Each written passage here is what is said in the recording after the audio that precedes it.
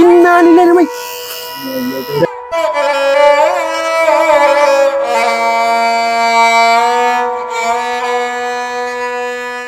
ওদের হানে মাথা পুরা মাংস খাইলিছে একবারে।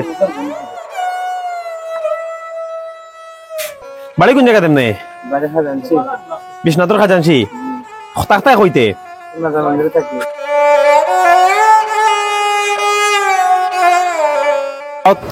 ডিস্ট্রিক্ট গাড়ির চাক্কা উঠে গেছিল কইরা টাকে আসলে দীর্ঘদিন তাই ওসমানী মেডিকেল কলেজ হাসপাতাল আছেন।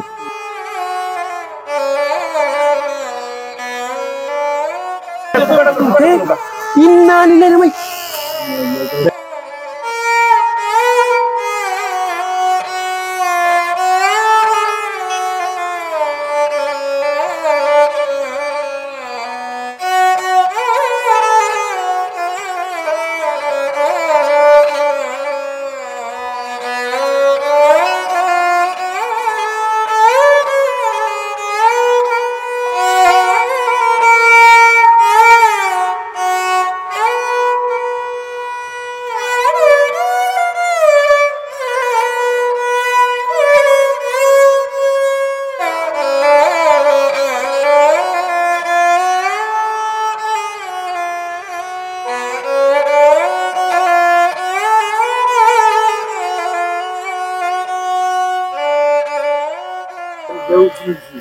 মাথা একবারে ফসি গেছে। কয়েকশো কইন মানুষ কইরা কয়েক হাজার হইব।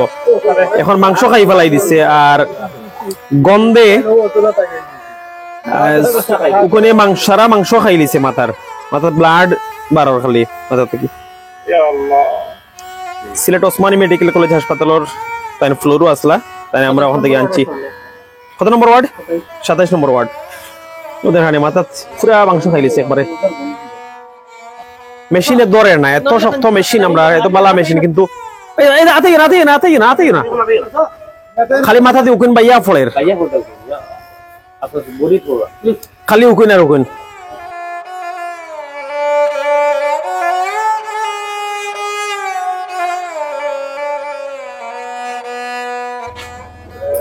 আমরা আশপাশ গন্ধে আসলে আমরাও দাঁড়া দিতে পারলাম না, এই অবস্থা হয়েছে উকুনের গন্ধে। এখন খাঞ্চি লইছি আমরা, খাঞ্চি দিয়ে খাটা লাগে।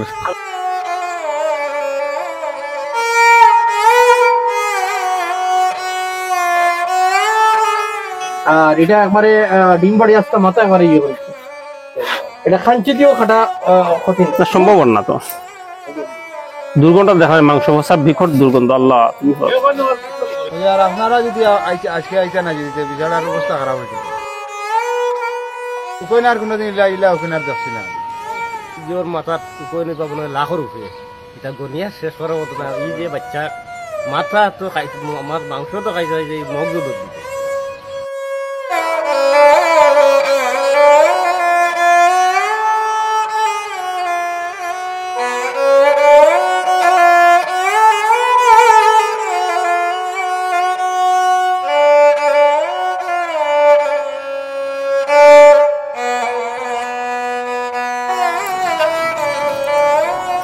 কুশল করানিত নিয়ে আর আমরা এখন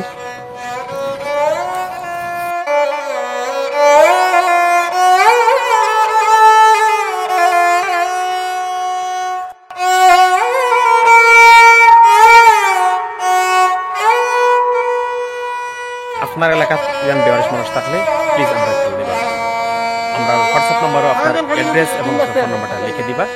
আমরা উপযুক্ত সময় আমরা আপনার এলাকার বেওয়ারিশ মানুষের সেবা গিয়ে করবো।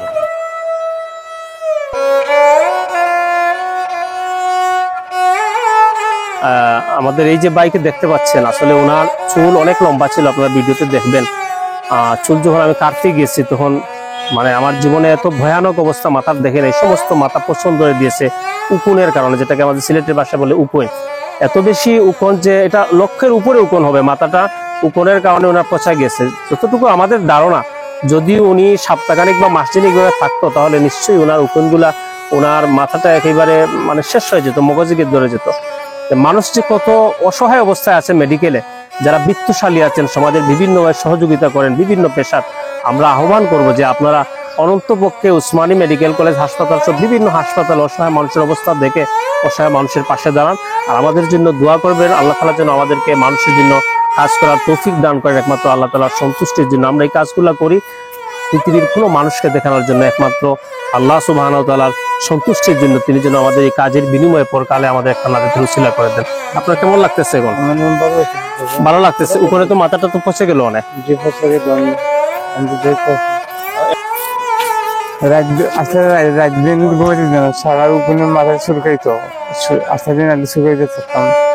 আপনার চুলকাইতে আমার চুলটা ভালো হয়ে গেছে।